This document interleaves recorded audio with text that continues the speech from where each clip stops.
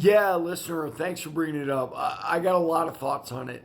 Number one, and this is going to be really difficult for people to accept, I don't think people understand how close fighting is. Meaning, like, if you're a world class fighter and you're in that group, I don't care if you're a journeyman or you're the heavyweight champion of the world.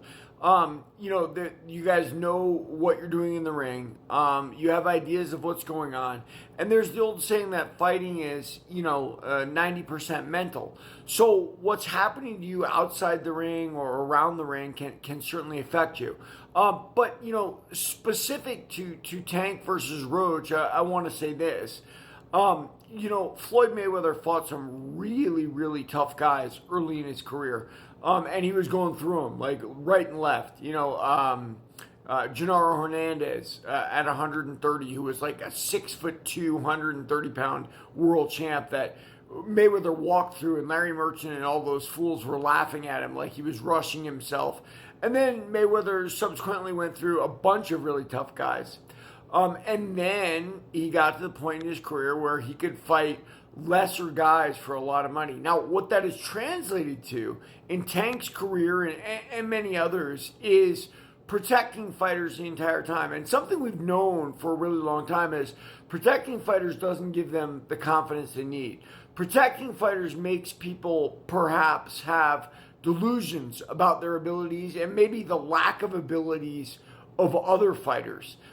Jerry Cooney is a prime example.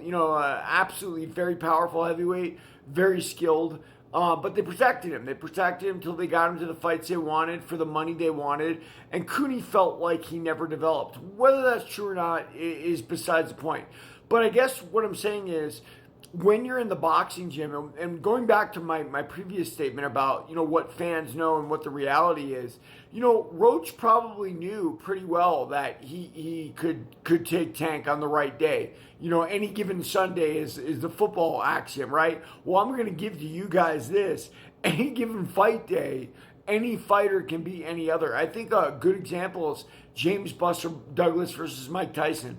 Got to the point where it's not that Mike Tyson couldn't go 12 rounds, which means, yeah, to some extent he's in shape, but he couldn't push himself anymore. He was living life like Caligula from his own mouth. And James Buster Douglas was ahead on points when he lost to Tony Tucker for the IBF title. Then he came back, won 5 fights against what essentially were journeymen. And then he got in the fight with Mike Tyson, and he put on the performance of his life against a lagging Mike Tyson. I think Roach simply beat Tank. I mean, there's no question about it, right? If you watch the fight.